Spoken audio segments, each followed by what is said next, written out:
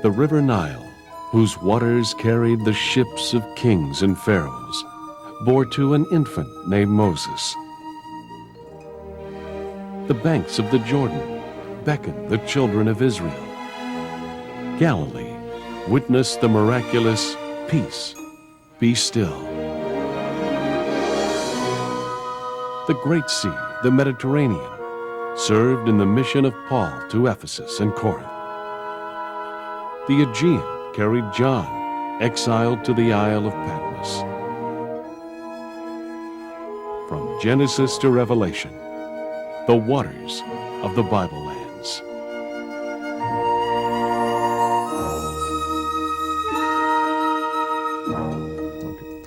Shalom, hello again. Back with our Living Waters series. We're going to be in Jerusalem tonight, as we were last week. Last week we were on Mount Zion in Jerusalem, and now we're going to move to the Damascus Gate, a gate in the city wall. So Jerusalem, of course, is the capital of Israel and found right here between the Dead Sea and the Mediterranean Sea. And that's important because prophecy says the Mount of Olives will cleave in two and a new river of water will run to the before sea and the hinder sea, as it says in the Hebrew, the sea in front, the sea in back. From God's point of view, the Dead Sea and the Mediterranean Sea. On tonight's program, we'll deal with some very interesting archaeology. I think you'll like this very much. Rock-cut cisterns and stony pools within the city walls of Jerusalem collected water for the children of Israel. He made a pool and a conduit and brought water into the city. In Jerusalem, in all time, water's been a problem. It comes from underground springs and is collected typically in cisterns. Rainwater and spring water can be stored in treasuries and used very sparingly. And so it was done in the 2nd century in the time of Hadrian. And we have with us Professor Amos Kloner of Bar Ilan University, who was instrumental in the dig that discovered the Gate of Hadrian from, 130 BC or AD? And can you tell me what gave you an idea to look and how did you find it? First of all, you have to remember that the gate we see behind us was covered to the present surface about 4.5, 5 meters above this Nearly place. 20 feet above us is the present ground level. Exactly. And the first checks were done here already in 1938 by the Department of Antiquities during the time of the British Mandate. And later there were some other soundings, archaeological soundings taken here by the archaeologists who worked during the time of the Jordanian government in Jerusalem. Up to 1967. Yes, and after that it was decided that it's time to open the original Roman gate, which is below the present Turkish gate in the walls.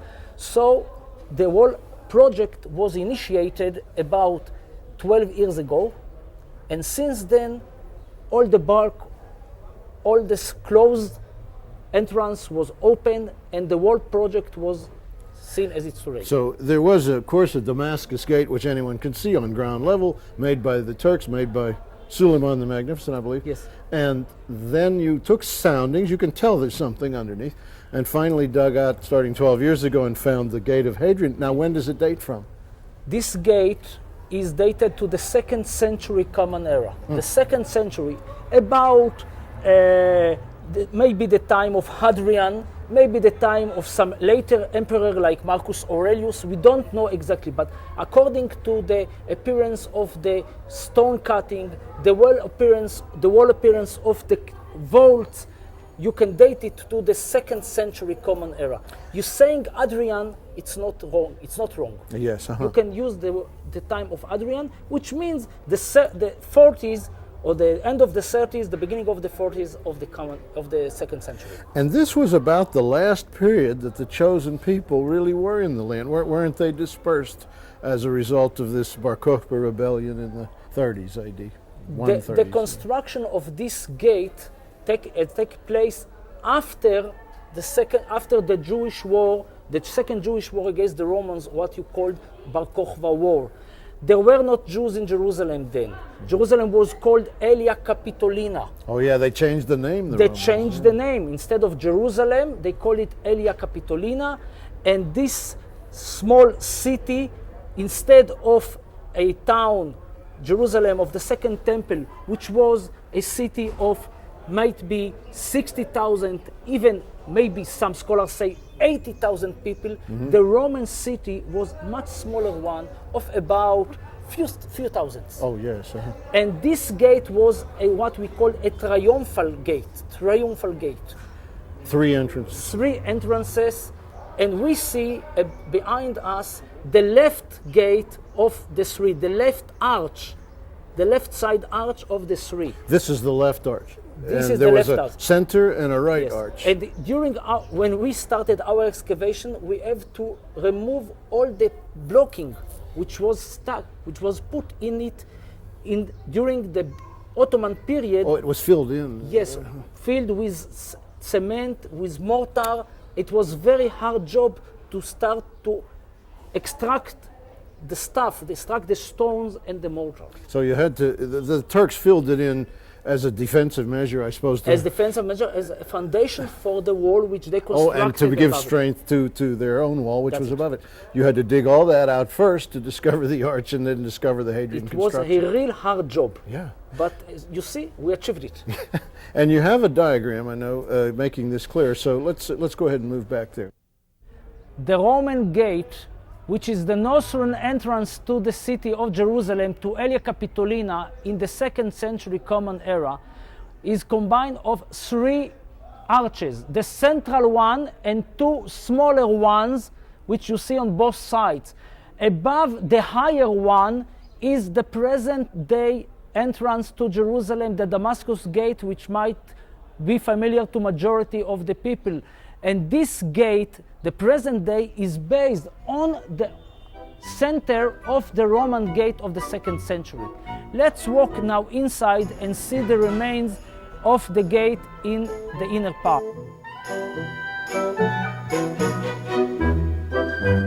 As Amos takes us through the gate to the interior of this immense tower, we are reminded that many of these very stones were once part of the temple. The Messiah talked about these stones in Mark 13 when he warned that the temple would fall. We've just entered to the inner part of the gate, of the tower of the gate. I mentioned before that the gate was followed by 2 towers.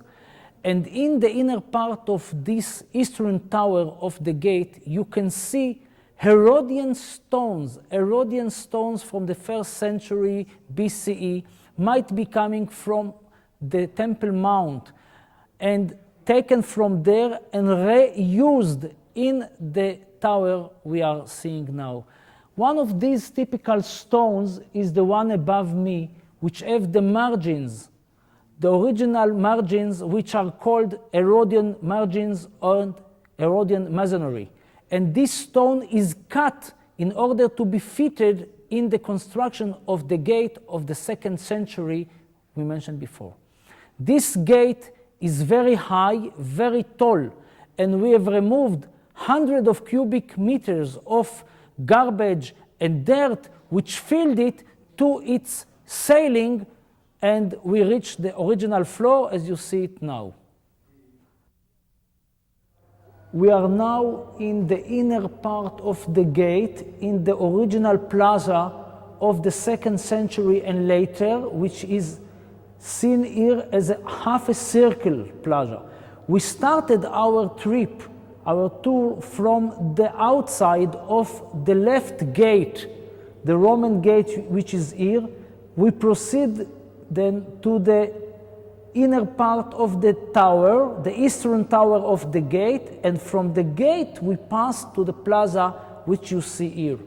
This is a typical 2nd century gate, and you can see here the 3 arches which we entered and the plaza from which streets began to run to all directions. The original stones which are seen in the drawing are seen in reality in front of you. These slabs of stones are local limestone, hard limestone, which were extracted in the quarries in the surrounding of Jerusalem and put in the right place, again, 1,850 years before our time.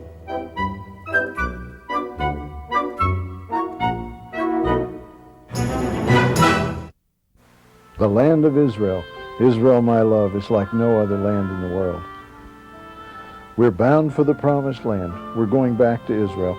And the people who have joined us on past tours say it's an experience they will treasure for the rest of their days.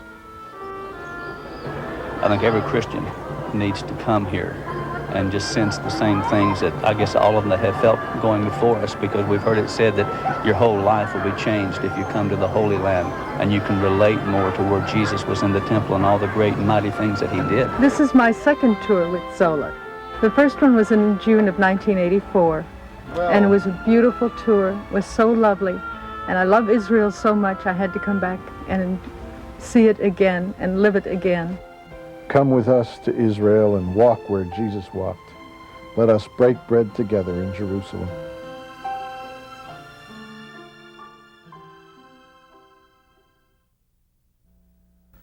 In ancient walled cities, gates were very significant. That's where most of the action was, certainly where the battles and so on, or where the people entered for worship, as in the case of Jerusalem. I want to point out some of the major gates on the map of the city here. Well, this is all of Jerusalem as it is today. It has become very large. This is the old city, more like Jerusalem as Jesus knew it, or King Solomon knew it.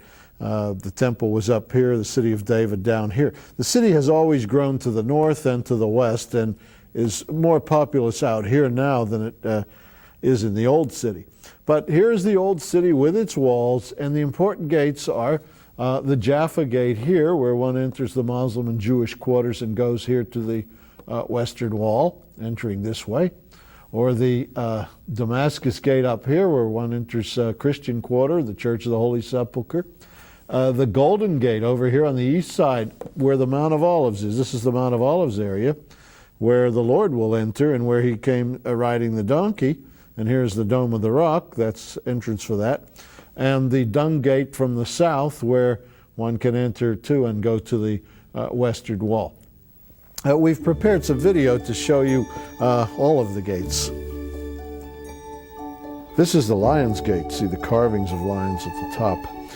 Traditionally the place where Stephen was martyred. And of course it is a stunning scene in the book of Acts, witnessed by the Rabbi Saul of Tarsus, perhaps influential in his conversion to become the Apostle Paul. Here's Herod's Gate, named, of course, to commemorate King Herod, who built the temple, or remodeled, really, Zerubbabel's temple in the 1st century. And the magnificent Eastern Gate is seen from the summit of the Mount of Olives. Here the Lord will enter Jerusalem. This is the route, the way we're seeing it, that he came down the mountain on the donkey, and the route where he'll come again when the Mount of Olives shall cleave in two. And with him will be what the book of Revelation terms, quote, we that are with him, that is the church. We'll come through the same place, through those arches, closed now, but they'll open for the king when he comes, blocked by Muslim tombstones in an effort to prevent the entrance of the Jewish king. The Dung Gate, widened in modern times for Jordanian vehicles, leads to the western wall. The Jaffa Gate is a very, very busy one, and a beautiful one, leading to the Muslim and Jewish quarters of the old city. And finally, the small New Gate.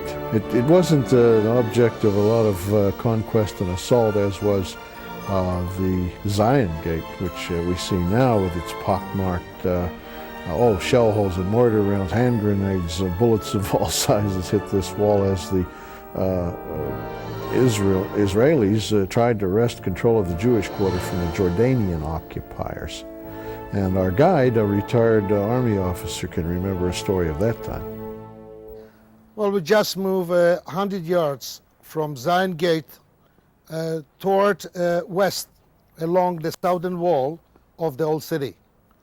We are now standing near the place where in 1948, May 18, 3 days after the declaration of the State of Israel, trying to connect the city after it was closed by the Jordanian forces. We tried through the gate, which was impossible.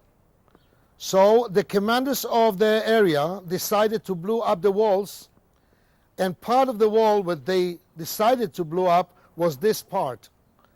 3 of the members of the Palmach forces came here at night trying to put sticks with dynamite in these holes here, and we ran away for about 150 yards. We wait for the explosion. The explosion came, and we thought the walls turned down, but when we came, there was only half a yard of a hole in this wall. That was actually the last chance, or the Israeli chance, to connect the Jewish defenders in the whole city. And since then, since 1948 to 1967, the whole city remained in the Jordanian hands.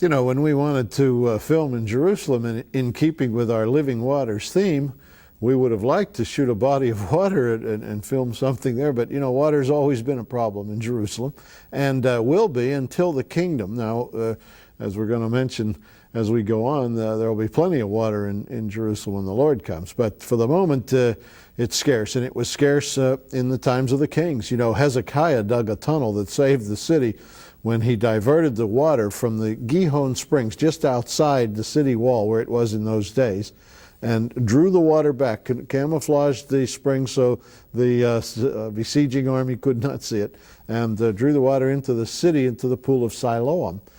Tourists still go through the tunnel that he dug 2,700 years ago. Can you imagine? You can still walk through it, and you still see the marks of the chisels and the stones of the wall. You can see they had very good engineers and did very good planning. It was dug from both ends simultaneously, and they met together in the middle. You can imagine digging in the earth over a long distance that you could miss by a lot, but they did very well. That pool of Siloam, of course, comes up in the gospel. It is where Jesus sent the blind man, evidently out of the dung gate or the southern gates of the temple, the Huldah gates, down the hills to the pool of Siloam to wash his eyes. And then he was healed.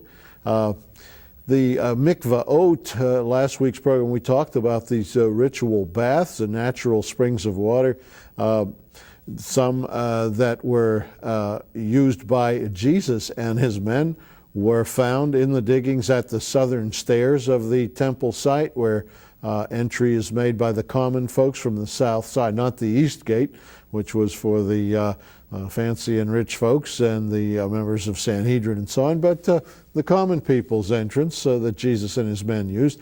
Plenty of mikvaot there so that everyone could take his mikvah. In other words, a ritual bath before going into the temple. In Judaism, one washes oneself before approaching the temple, and in the Orthodox synagogue, this is still a tradition. In the scripture in Exodus 30, it's Aaron is commanded to put a laver of water between the congregation and the tabernacle that they wash before they go in. The priests have to wash every day their hands and feet and so on. Well, water has been found in the Mount of Olives recently, and this story, I've told it in my newsletter, I might have mentioned it on a program, but a very interesting thing that you know, of all the stories we chase and chase that aren't really true. Vultures are laying more eggs to promote the Russian invasion of Israel. Stones are being shipped to Israel to build the new temple. Social security cards are coming out with 666. Somebody's found the ashes of the red heifer. None of those have any truth. I've traced them all down personally. But this one is. Water has been found in the Mount of Olives, and in a funny way, inside, not Mount of Olives, but Mount Moriah, inside of Mount Moriah, which stands next, there are two peaks in a row, and inside of Mount Moriah, there are study rooms under the Dome of the Rock where the Muslim students study, and under the western wall where the Jewish students study. And one day, they both came virtually simultaneously to the police complaining. The Muslims said the Jews are piping water under the dome to make it fall in. The Jews said the Muslims are pumping water into our study rooms and inundating our books to ruin our study. The police said, everybody calm down. They went to the mount, and everything was soaking wet. And they got engineers. Engineers asked archaeologists to come and consult, and they took soundings and so on. It was water coming up from deep inside the Mount Moriah, which I keep saying Mount of Olives because I'm going to tell you that's the mountain that's finally going to divide and where the water's really going to rush out. But they have found it now. It's very true. It's not a red herring. I talked to people who saw it, and it's a matter of a police report. And it seems to be preparing for a great moment. Let me read Zechariah 14. First of all, 14:4, and his feet shall stand in that day upon the Mount of Olives, which is before Jerusalem on the east, which is to say it's right next to Mount Moriah, which is the easternmost mountain in the city. And the Mount of Olives shall cleave in the midst thereof toward the east and toward the west, and there shall be a very great valley. And half of the mountain shall remove toward the north, and half toward the south, and so on. And in verse 8, and it shall be in that day that living waters shall go out from Jerusalem. It's part of the theme of our series here. Half of them toward the former sea, half of them toward the hinder sea. In summer and in winter shall it be. So as I said earlier, water will come out, spewing out of the Mount of Olives next to Mount Moriah, and it would appear, and to the Dead Sea and to the Mediterranean, the former and hinder seas, it would appear that it's already prepared, it's already bubbling up. I mean, look up, your redemption draweth nigh. The kingdom's being prepared. You know, there's a lot of topography changes to put the kingdom in Little Israel. So some people have said, how in the world are all the Christians in the world and all the believers of all ages, including the Old Covenant believers, going to live in Israel, in the kingdom? That's an awful lot of people. Well, for one thing, Israel will be bigger. The boundaries promised to Abraham in Genesis 15:18 are from the river of Egypt to the river Euphrates, and we've illustrated that before on a program. I might show you that on the map. If I did that, I would take the Wadi, probably not the Nile, but the Wadi out in the Sinai, and the river Euphrates comes down out of Turkey way over here. So Israel, as you could see, would be enormously bigger. This is Israel now in the orange line. So first of all, it will be bigger.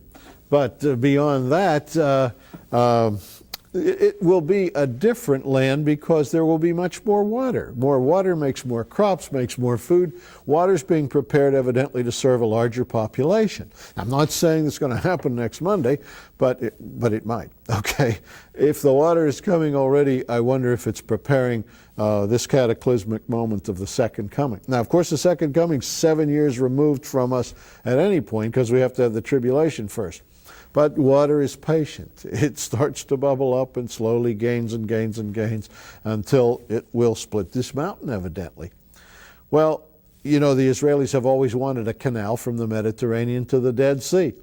If I can show you that too on the map. The Mediterranean out here, the Dead Sea in here, and they're both salt seas, but if you could just dig through here, it's a big distance to dig, Lord knows, but then shipping could go inland and serve Jordan and bring the minerals out from the Dead Sea to the Mediterranean.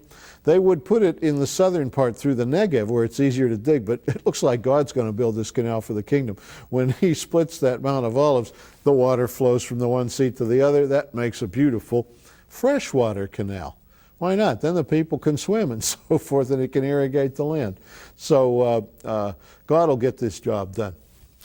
We are in wonderful prophetic times. Our offer tonight will explain this further. It's the video of the whole series and all the music, okay? You can get the videotape, Living Waters, here it is, all the programs, all the maps and all the references and so on, so you can watch it at your leisure. $99, all 12 programs on videotape, okay? I think it's a pretty good deal, $99. Or you can get the cassette of the music or the CD as you like. The CD is $15 and the cassette is $12 of all the music in the series, the Living Waters music, which you hear playing on each program. I wish you would get these things, all right? The Levitt letter you can get anytime. It's free. You receive it twice a month. When prophecy's happening, folks, I can't make a TV show to tell you everything I tell you in this newsletter. Write to us, no charge. Just give us your name and address. We'll send you the Levitt letter. Catch up with me, folks. We need the funds. Get these nice things. Get the Levitt letter. Call or write. You can call the number on your screen. We'll be glad to serve you by phone, or write to our post office box, 12268. Dallas, Texas, 75225. We're fast on the mail. We've got new computers you helped us buy. We'll serve you quickly. And Sha'alu Shalom Yerushalayim. Pray for the peace of Jerusalem.